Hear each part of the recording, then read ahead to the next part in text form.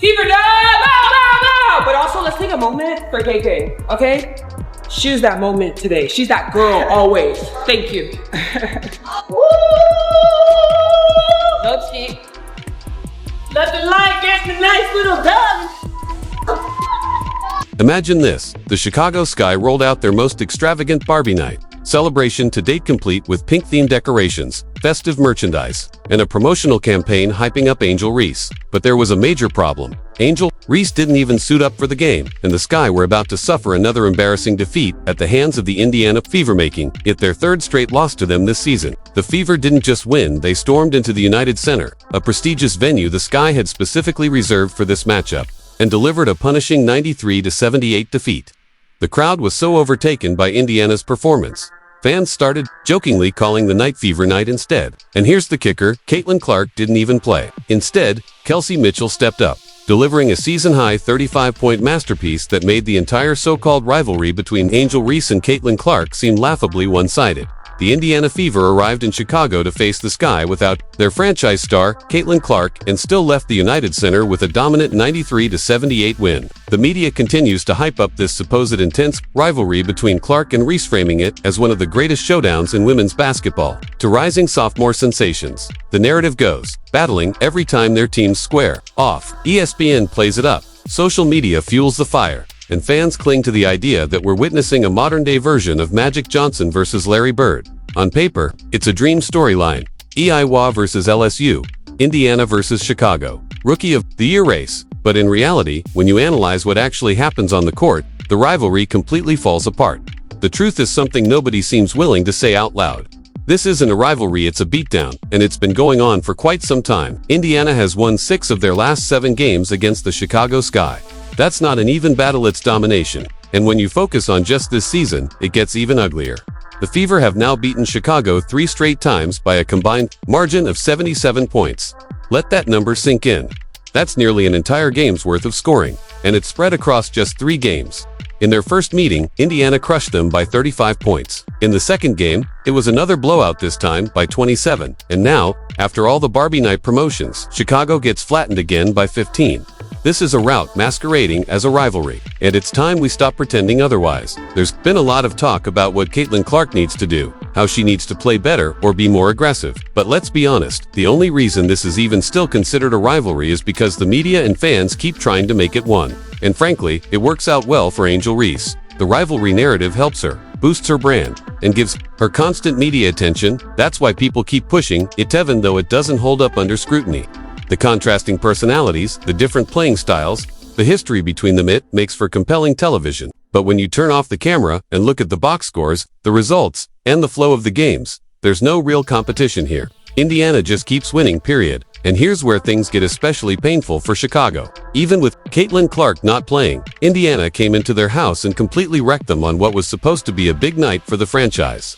This game was carefully planned. The Sky chose the United Center, designed a full Barbie-themed experience centered around Angel Reese, and hoped the added energy would help spark a much-needed win. Instead, they were completely dismantled by a Fever team missing their top player. And while that was happening, Angel Reese once again used the moment to throw unprovoked shots at Caitlin Clark. But that energy didn't translate on the scoreboard. What this lopsided record really shows is that one team, the Indiana Fever, building something legitimate, while the other, the Chicago Sky, keeps throwing themed events and hoping for different outcomes. Whether Caitlin Clark is on the court or not, Indiana consistently finds ways to beat the Sky. Home or away, regular season or special nights, it doesn't matter. This isn't a duel between Clark and Reese, it's a proving ground where Indiana repeatedly asserts its dominance over a Chicago team that keeps giving them opportunities to shine. Just look at this last game. Once again, Chicago scheduled a Fever matchup at the United Center. Once again, they created a themed promotional event. And once again, they got embarrassed. It's not about evenly matched competition anymore, it's a recurring pattern of Indiana outclassing Chicago while people pretend it's a close contest. Kelsey Mitchell, in particular, turned the Windy City into her personal playground. Mitchell was on fire from the jump, driving into the paint, hitting threes, and answering every Chicago run with cold-blooded buckets. She finished the night with a season-high 35 points, shooting an impressive 12 of 19 from the field and a jaw-dropping 7 of 10 from beyond the arc. That's 70% from 3. She was unstoppable. The performance was so electric that fans started calling her Money Mitch because every time she shot, it was cash. And Michaela she treated the Chicago Sky like background extras on a cartoon set. Mitchell's performance wasn't just about scoring, she made history. She became just the second player in Fever franchise history to post at least 35 points, 5 assists, and 5 made threes in a single game. The only other player to do it, Caitlin Clark. Mitchell joined Elite Company that night, and she did it without the media circus or flashy build-up, just straight-up balling on Barbie night in enemy territory. Her game wasn't a fluke either. Mitchell had been preparing all offseason working with a football coach to improve her lateral movement using defensive back drills. That focus on footwork and angles translated perfectly to the court. She got to her spots with ease, glided through defenders, and looked like a polished veteran the entire night. And Mitchell didn't do it alone. Michaela Timpson turned in the best game of her young career, scoring 14 points on an efficient 6-0 F8. From the field, that's 75% shooting when the team needed it most. Mitchell couldn't stop praising her after the game, calling her the ultimate pro and recognizing her consistent readiness to deliver. Timpson has that unshakable confidence, the kind that reveals itself in high-pressure moments. When asked how Timpson had evolved over the season, Mitchell didn't hold back. She called her one of the best rookies she's ever played with. Someone who brings professionalism and consistency to the locker room every single day. No drama. Just shows up and gets it done, Mitchell said, adding that players like Timpson make locker room culture better and help elevate the whole team. Even Chloe, by the Fever's newest signing, made an immediate impact. Just one day after signing a 7-day contract on July 25th, I scored 8 points in just 10 minutes of game time. Coach Stephanie White praised her for being able to stretch the floor and open up space for players like Aaliyah Boston. That's exactly what you want from a new addition: instant production and smart positioning. Speaking of Boston, she grabbed her third straight double-double with 14 points and 11 rebounds. But her stat line doesn't even tell the whole story. She also had 6 assists, 2 steals, and 2 blocks, contributing in every facet of the game. Her presence on both ends of the court was overwhelming for Chicago. They had no answer for her versatility and impact. Lexi Hull also came up big, hitting clutch shots whenever Chicago threatened to build momentum. Her shot selection and timing helped keep the Fever's lead intact and silenced any potential Sky comeback attempts. Every time the Sky surged, Hull had a response. Coach Stephanie White has talked all season about having a deep bench, and this game proved exactly why that depth matters. She's said before that sometimes deserving players won't get minutes because of how much talent they have.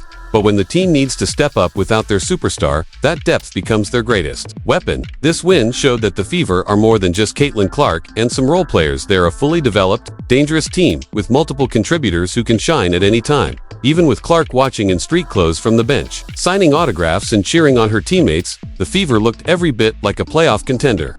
Meanwhile, the Chicago Sky were busy hosting their biggest Barbie night of the year. Pink decor filled the arena, exclusive merch lined the gift shop, and everything was designed to highlight Angel Reese and her growing Barbie persona. The Sky had meticulously planned this matchup against Indiana at the United Center, hoping to deliver an unforgettable night for their fans. They aimed to rally around Reese, ride the momentum of the theme, and take down their conference rivals in dramatic fashion, but none of it worked. Angel Reese wasn't even available due to injury, so the star of the night wasn't on the floor, and without her, the Chicago Sky had no answers.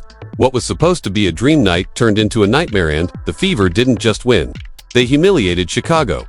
Fans quickly took to social media to mock the situation. Twitter exploded with memes and jokes, calling it Fever Night instead of Barbie Night. Instagram was filled with posts showing Indiana fans cheering in a sea of pink, and TikTok videos joked that it should have been renamed Mitchell Night after Kelsey's incredible performance. The absence of Reese made the entire spectacle feel hollow.